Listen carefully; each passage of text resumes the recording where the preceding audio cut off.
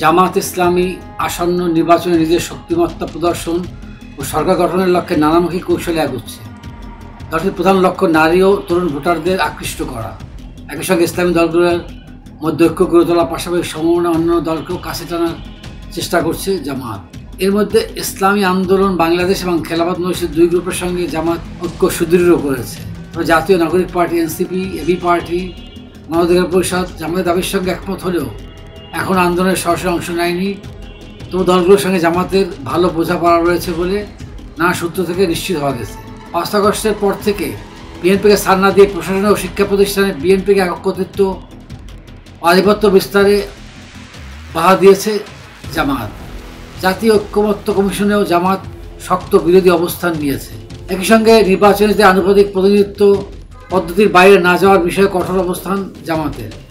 ইসলামী ঘরানার ঐক্যের পাশাপাশি ইসলামী রাজনীতির বাইরের দলগুলোকেও কাছাকাছি আনছে জামাত। ডাকসু নির্বাচনে জামাতের ছাত্র সংগঠন ইসলামী ছাত্র শিবিরের বিজয়ে দলটি আত্মবিশ্বাসী হয়ে উঠেছে।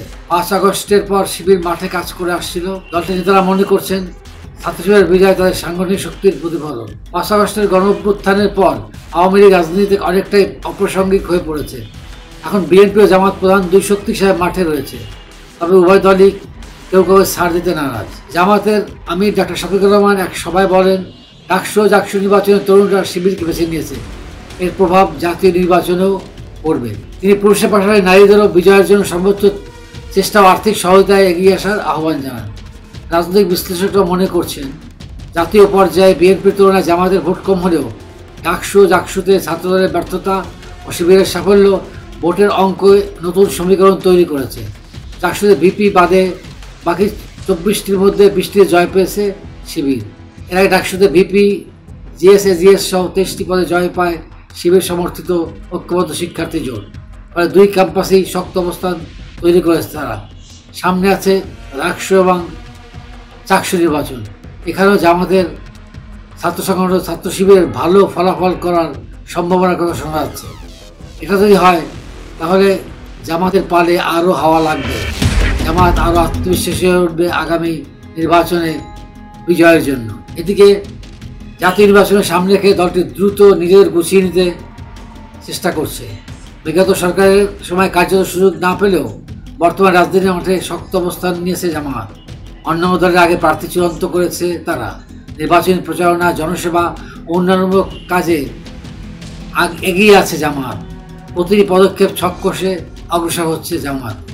জামাতের সহকারী সেক্রেটারি জেনারেল অ্যাডভোকেট এহসানুল মাহবুব জুবায়ের বলেন, 3 দলের সরকার দেশ শাসন করেছে, জনগণ দেখেছে তাদের শাসন ব্যবস্থা। নতুন বাংলাদেশ গড়তে জামাত একটি দক্ষ, সৎ ও যোগ্য সংগঠন। আমাদের ডিসিপ্লিন আছে, ইনোভেশন আছে, জনগণের প্রত্যাশা পূরণের সামর্থ্য আছে। মানবিক কার্যক্রমে আমরা সর্বোচ্চ ভূমিকা রাখছি। জনগণ সততা, দক্ষতা ও সেবামূলক কার্যক্রমকে ইতিবাচকভাবে নেবে, আমরা সে আস্থাতেই জনগণের কাছে যাচ্ছি। তিনি বলেন, তরুণ ভোটার সংখ্যা প্রায় 1/3। আমাদের নির্বাচনী ম্যানিফেস্টো নারী ও তরুণদের কেন্দ্র করেই তৈরি হচ্ছে। দুর্নীতির বিরুদ্ধে জিরো টলারেন্স থাকবে আমাদের। বিশেষ করে তরুণদের কর্মসংস্থান ও জাতীয় গণনা তাদের মূলধারায় সম্পৃক্ত করে আমাদের অঙ্গীকার। নারীদের কাছে পৌঁছতে বিশেষ কৌশল নিয়েছে আমাদের মহিলা বিভাগ। জানা যায় দলের মোট কর্মীর 40% নারী। তারা বাড়ি বাড়ি গিয়ে ভোট চাওয়ার পাশাপাশি ধর্মীয় মূল্যবোধের দাওয়াতও দিচ্ছেন। মহিলা বিভাগকেও রাজনীতির সামনে সারিতে আনা হচ্ছে। জামাতের মহিলা বিভাগের সেক্রেটারি নুরুন্নেসা সিদ্দিকা বলেন, আমরা নির্বাচন কেন্দ্রিক দলীয় সিদ্ধান্ত অনুযায়ী কাজ করছি। সারা দেশে আমাদের কার্যক্রম চলমান।